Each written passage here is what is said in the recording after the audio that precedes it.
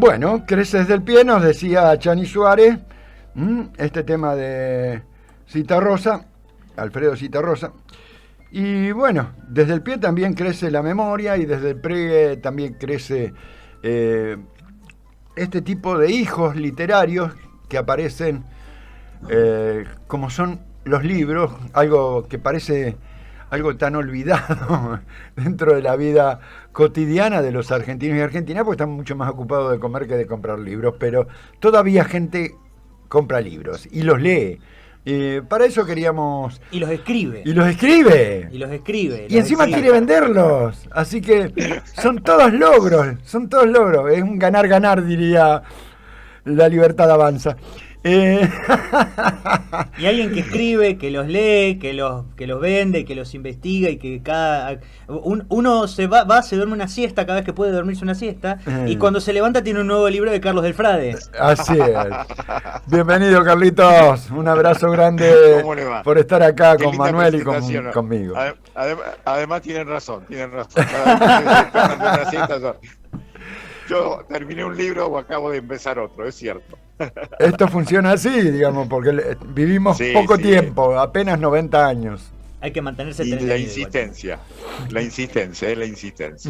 la obstinación. Algún día aprenderé a escribir, esa es otra cosa. También uno, ya que hablabas de obstinación, también uno destaca precisamente la carrera inmensa de obstinación, de necedad, como diría Silvio Rodríguez, de seguir poniendo la materia gris, que a vos te sobra, Carlitos. Y por el tamaño de la cabeza, más que nada. Lo dijiste vos, no lo dije yo. Pero bueno, pero ibas para ese lado, así que ¿por qué no empujar la pelota cuando estoy al lado de la raya? No, quería decir que justamente vos sos un tipo que tiene muchísima experiencia investigando todo lo que tiene que ver con los crímenes de lesa humanidad que se llevaron adelante en la región litoral. Y el otro día en la presentación de tu libro que hiciste el miércoles pasado a las 7:30 de la tarde en el Teatro de la Asociación de Empleados del Comercio, vos describiste que tu investigación te ha llevado a varias provincias, tanto del litoral como del centro y centro-norte del país, precisamente para descubrir todas esas historias, que son miles, que ha dejado el horror y el espanto en nuestro país, y eso derivó en un montón de hijos literarios, como decía Julio recién.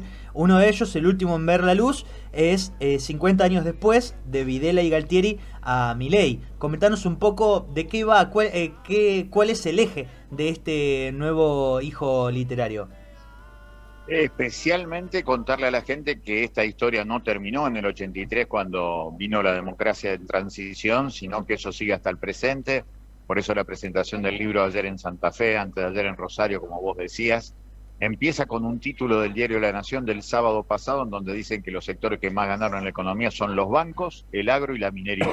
Entonces yo hoy empiezo contándole a la gente que esos planes económicos de Martínez de Oz a través de la sangre derramada buscaban por sobre todas las cosas favorecer a los empresarios, y por eso la mayoría fueron trabajadores, los desaparecidos. Así se favoreció para tratar de domesticar a la clase obrera, porque querían demoler el derecho laboral, cosa que ahora se ha logrado en parte a partir de la ley votada de modernización laboral. Pero lo otro que también hizo Martínez de Oz, que había sido el presidente de Asindar cuando pagó $200 por cabeza para invadir militarmente Villa Constitución el 20 de marzo del 75, convertir al albergue del soltero de Asindar en el primer centro clandestino de detención del país. Martínez de Oz después salta, el 2 de abril del 76, ministro de Economía, planifica la ley de entidades financieras de febrero del 77, por eso los bancos son los que más ganan, porque la democracia en sus 43 años no pudo nunca tener una ley de democracia que permita decir algo claro.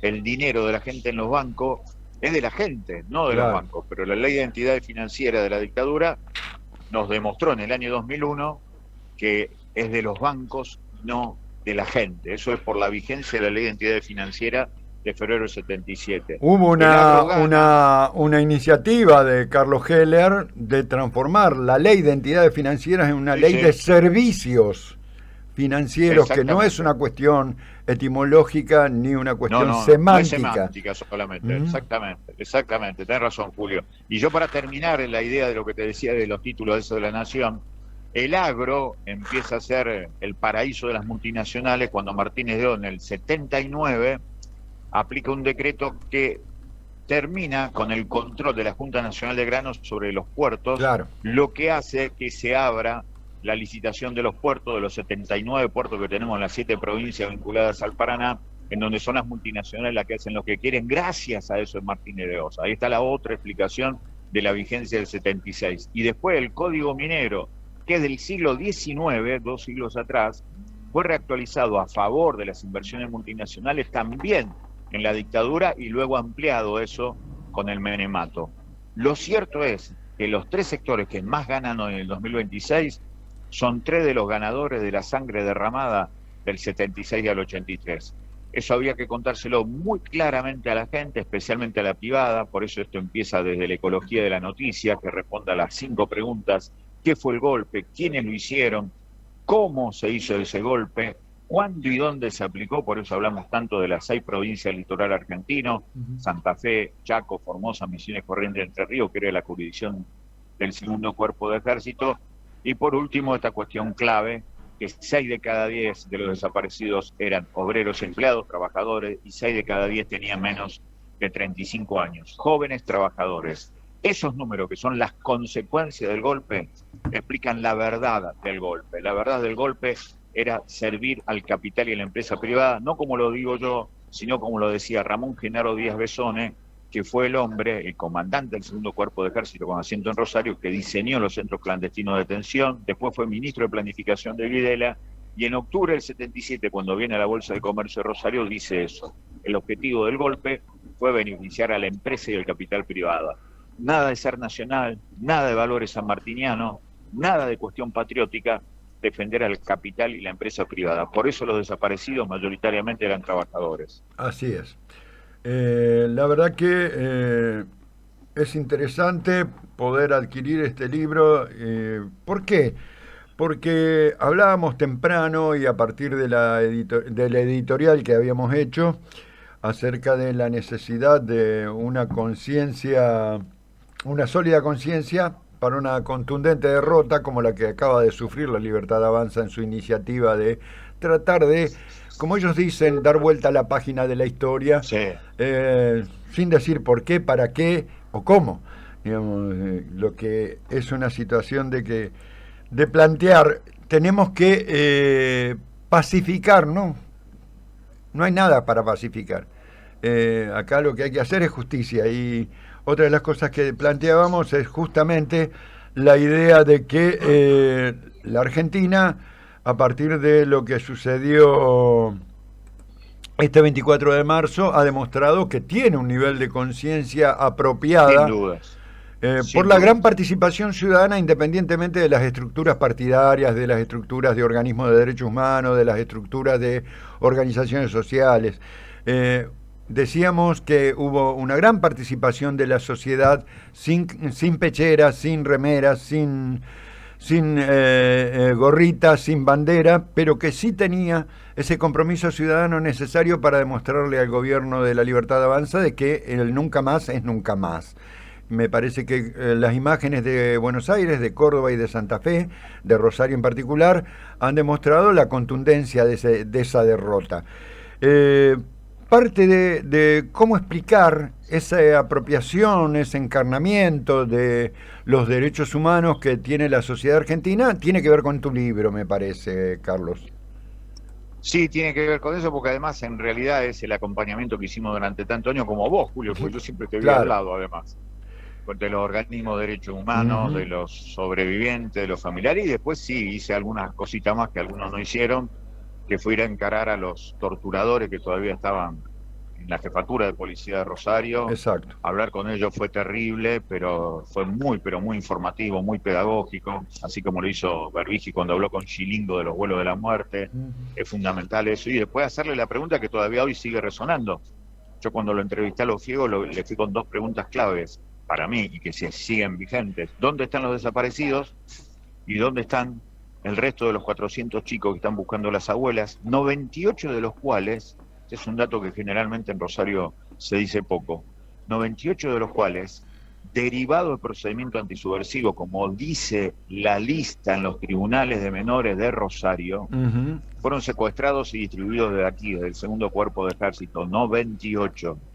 La vida encontramos 98 divisiones. Así que esas preguntas siguen vigentes y esa es una buena respuesta para esto cuando hablan de historia completa. Claro, necesitamos completar la historia, que nos digan dónde están los desaparecidos y que nos digan dónde están los chicos que fueron robados y apropiados por distintas familias. Sí, yo creo que algunas muestras cabales de lo que estamos diciendo y lo que venimos diciendo desde hace muchos años tiene que ver con este descubrimiento de la Perla, donde 3.000 personas estuvieron ¿Qué te parece? En fosa común y terminan reconociendo solamente 12, donde la aberración llega a tal punto con de que dos hermanas mellizas son reconocidas parcialmente a partir de un diente, pero no se sabe cuál de las dos es. Me parece que...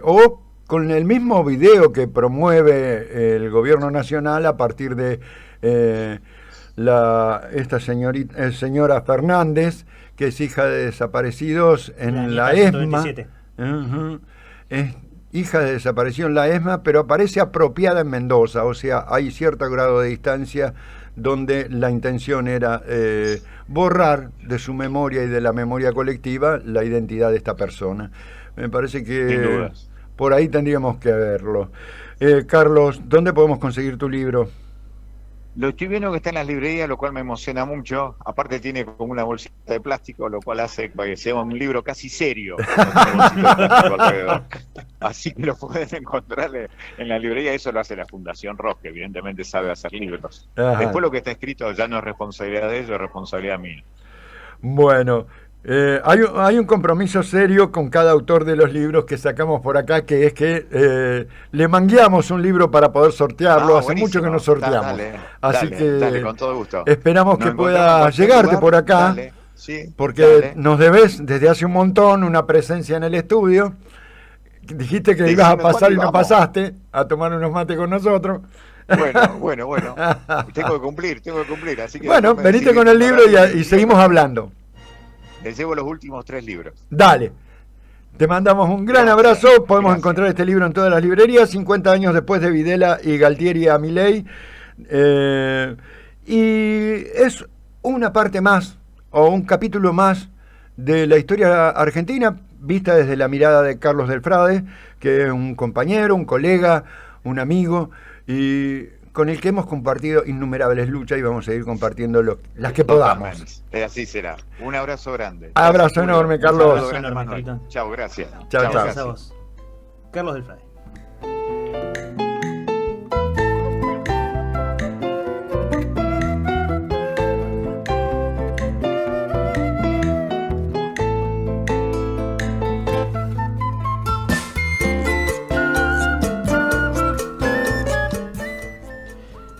Y ese mismo día que Carlitos estaba presentando su libro en Empleado de Comercio, una hora antes, en el Museo de la Memoria, ahí en Moreno y Córdoba, se estaba llevando adelante la restitución de la identidad de 3 trabajadores de prensa rosarinos asesinados por el terrorismo de Estado, y que fue llevada adelante por medio de un trabajo de investigación de la amiga y colega Estela Hernández, ex detenida desaparecida aquí en el Servicio de Inteligencia. El trabajo de investigación tiene por título Una búsqueda en construcción, ¿sí? Que es además un laburo que fue apadrinado y acompañado por el sindicato de prensa. Los 3 colegas que fueron restituidos son... Mario Edgardo Rosso, quien era militante del Partido Revolucionario de los Trabajadores, estaba afiliado al sindicato de prensa. Fue Mariano Martínez Villalonga, que era camarógrafo, y Alfredo Mónaco, que era periodista locutor de LT8. En el caso de Eduardo Rosso, era trabajador del diario La Capital. Los 3